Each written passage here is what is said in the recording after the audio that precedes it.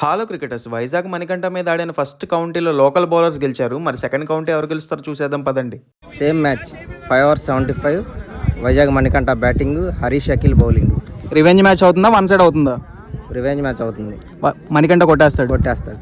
బ్యాటింగ్కి Manikanta, first over వేయడానికి Akhil. First బంతే గాల్లోకి లెగ్ స్టంప్ మీదుగా 2 పరుగులు.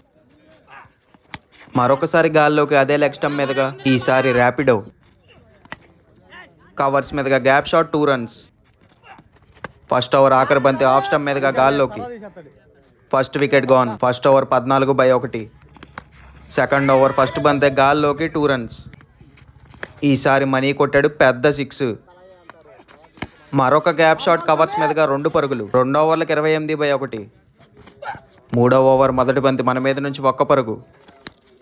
తర్వాత బంతే గాల్లో కొట్టాడు మనీ లాంగ్ ఆఫ్ మీదుగా, కానీ క్యాచ్ క్యారీ అవ్వలేదు, సులువుగా 2 పరుగులు. ఈసారి మిడ్ వికెట్ మీదుగా గాల్లో కొట్టాడు మనీ. Second wicket gone. మరొక డాటు. మూడో ఓవర్ ఆఖరి బంతిని భారీ 6 కొట్టాడు మనీ. 12 బంతుల్లో 36 పరుగులు కొట్టాలి. ఫస్ట్ బంతే పడింది పెద్ద ర్యాపిడో. తర్వాత బంతి కూడా అదే లాంగ్ ఆన్ మీదుగా గాల్లోకి. మూడో వికెట్ కోల్పోయాడు మనీ. వెంటనే లాంగ్ ఆఫ్లో ఉన్న ఫీల్డర్ చేతుల్లోకి, కానీ నేలపాలు 2 runs. మనీ నుంచి పుల్ షాట్, మరొక 6 పెద్దది. ఈసారి కూర్చొని స్లాగ్ స్వీప్ కొట్టాడు మనీ, కానీ 4వ వికెట్ కోల్పోయాడు. మనీకి మ్యాచ్ చాలా కష్టంగా మారిందనే చెప్పాలి. 6 బంతుల్లో 21 పరుగులు. ఫస్ట్ బంతే 6 కొట్టాడు మనీ. 5 బంతులు 15 పరుగులు అనగా టాప్ ఎడ్జ్ గాల్లోకి బంతి. క్యాచ్ క్యారీ అవ్వలేదు, సులువుగా 2 పరుగులు తీశాడు మనీ. 4 బంతుల్లో 13 పరుగులు అనగా లెగ్ స్టంప్ మీదుగా గాల్లోకి బంతి, కానీ నేలపాలు. క్యాచ్ పట్టుంటే ఆల్అవుట్ అయ్యేవాడు మనీ. 1 పరుగు మాత్రమే.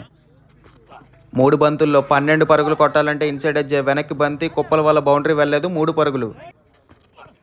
2 బాళ్ళకి 9 పరుగులు కొట్టాలంటే గాల్లోకి బంతి, కవర్స్ మీదుగా ఏమాత్రం 6 కానీ బౌండరీ కానీ వెళ్ళలేదు. కాబట్టి local bowlers Akhil and Harish won the match. What a bowling by both of you, great bowling.